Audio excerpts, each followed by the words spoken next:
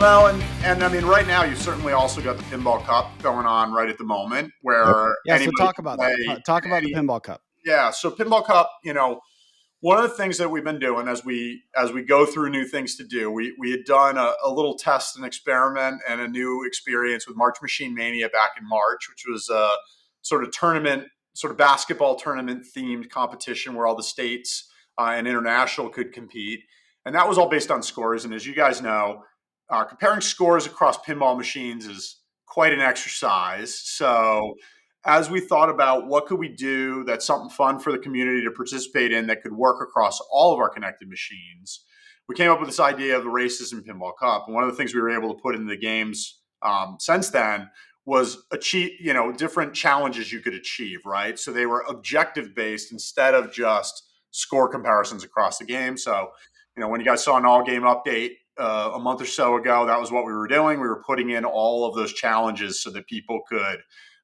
compete in those challenges. So for Pinball Cup, basically there's five groups, and we had a qualifying week where you got points to get into a group, and now we're having race week where we'll see who's able to win and get the most points. And so there's challenges ranging from easy to hard on each one of our games that people can work against and compete in. And so if you have access to a game, you have access to be in the Pinball Cup, and the more games you have access to, the more chances you have to get kind of more points across games. And we just thought it was a fun way for people to come together over the holidays. We tend to see our greatest play over the holiday period because, it won't surprise you that the most play is on weekends when people have time off. Mm-hmm. Holidays, you get a lot of time off, so there's a lot of pinball play. So we thought it would be fun to have something for people to do and compete with over the holidays. So that was really the idea of Pinball Cup, was to get everybody together. And no matter what Stern pinball machine you have, you can play,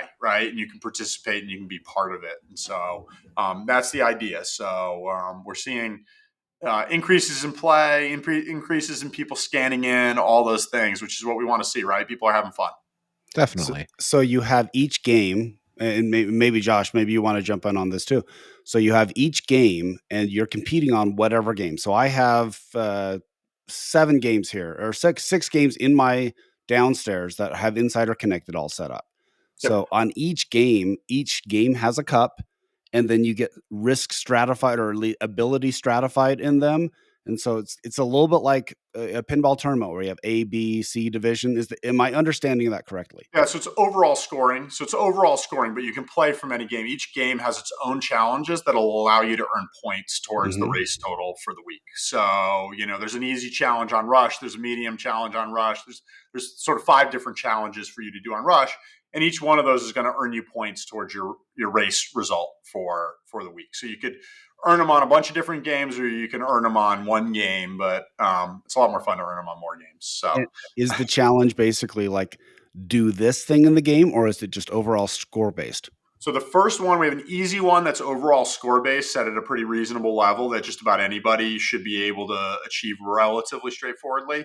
And then they go in increasing difficulty from there. And then the hard ones are pretty hard, and they're worth a lot more points. I want to say I've almost got Godzilla memorized because I've been playing this, and so the easy one's like 20 million, which is a fairly easy goal for Godzilla, except for Joel. Except for Joel, and then you got like Bridge Attack, just starting Bridge Attack, starting Tesla Attack. That's another one. Completing Ebra, so that's the spinner mode, and I can't remember. Hey, by the way, that's the one I hate so much. I hate that because it's right on the tip of the flipper, and it drives me crazy. Oh, the fifth one is getting a destruction jackpot, and defeating Ebra is one of the easier ones. Oh my gosh! Ow! Wow!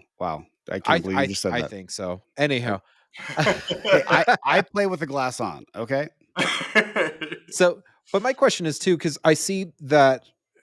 I guess there's really no quote unquote rules to this. I mean, if anyone wanted to take the glass off and just push buttons and just pump and dump, I've heard of people setting it to just a 1-ball game and just knocking these out. I mean, I look at today's the second day. Like, this is not even out 48 hours. Someone's already at 14,000 points. And I'm like, the max you can score on a game is 70. I'm like, how do you... Is it one of those things? Because I look to like when you guys first brought Insider Connected, there was like the promise of like winning prizes and like T-shirts or swag bags and stuff like that. But even like with just for a badge, it seems like people are going nuts over it. How do you contain something like that, How or do do you you make just it not? fun? How do you make it fun, and how do you prevent cheaters? Yeah. You know, we had a lot of concern when we first launched leaderboards.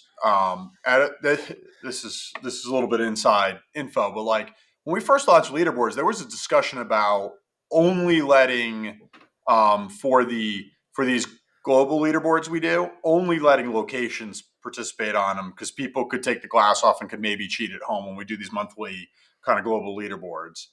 And the reality has been that the community has largely self-policed itself and behaved itself because how exciting is it to be the guy who cheated to get to the top of that thing? Yeah. Like it's actually not that fulfilling. That said, we actually had on March Machine Mania, we had more trouble, which is if somebody um, what's an exploit that is exploitable in a game? Is that a bug or not a bug? And the sort of Right. Yeah. definition of bug. And there was all sorts of discussions about Jaws and all sorts of discussions about Batman. And it was a fun conversation because there was two sides to, what's a bug that should not be counted versus what is a bug that, hey, that person was good enough to do the exploit. There's a little bit of that as well. Needless to say, we'll look at the data and we'll try to react as best as possible. But I have to say, I'm, I'm I was initially surprised at how good the community's been at, largely playing stuff straight up. Because also, like, it's boring as hell to cheat and cheat over and over and over again for days. Like you got to get tired of it at some point. So, this is actually a good community of people that, mostly people are playing for the right things and the right reasons or whatever. And there might be some temporary aberrations, but like somebody really going to keep that thing cooking for some period of time. And the other thing is like, look, we do have some games that occasionally will get stuck in a certain way and that'll rack up a bunch of points on things. Luckily, the structure of this one hopefully doesn't let them overscore points on that. So that does solve some of what we had before. But, we'll take a look at it if somebody's clearly like doing something impossible and then figure out what we do kind of about it. But hopefully we just don't have that problem. And actually, most of the stuff we've done in the past, we really have not had that problem in a big way, which is kind of awesome. Like you always assume somebody's going to be a total jerk, and not having that has been really kind of impressive from my perspective. I agree. So tell me about how. So I'm actually logging into my Insider Connector right now, and I'm going to see how do I find out how far I've gotten. Like say I'm pulling it up right now. So people at home when they're like, how do I compete in this? I'll have to pull it up and look through with you. Yeah, because I think this is something that's important because when I'm looking at it, like I pull up, it has like your scan ad up there. It's like, hey, the December quest pinball. Yeah. Okay, So, go to the quest page. Okay, I just barely hit that. one easy way to get to it is at the top. Now you do have to scroll over, but at the top where Sure. you have the launch parties and whatever, if you scroll over to the end, the fourth one, Okay. you have the pinball cup up there, and you can kind of view the current race and where wow, I need to play way more. I'm tier 2. I'm not sure what that means, and I have a total of 50 points. Oh yeah. All right, you got to get playing. I got to get playing, but I am in the top 2,000. So All right, good for you. At least that does help. I'm in tier 3, so at 70 points. Well, my son keeps playing though too. My son's in tier 1, and right now as he sets, he has 730 points. I was like, dang, dude, calm down. Yeah. There he goes. He wants that badge though. Hold on, he's motivated. Yeah. He's like, I've got Christmas break. I know what I'm doing for Christmas break. I was like, There you go go. for it, buddy. This is the thing. The kids play for the achievements and the challenges, and it's a different way of playing. They do that in a great way. Did you like what you see? Do you want to hear more? This is part of episode 156. You can click on the boxes around my face, or you can go to our page, Loser Kid Pinball.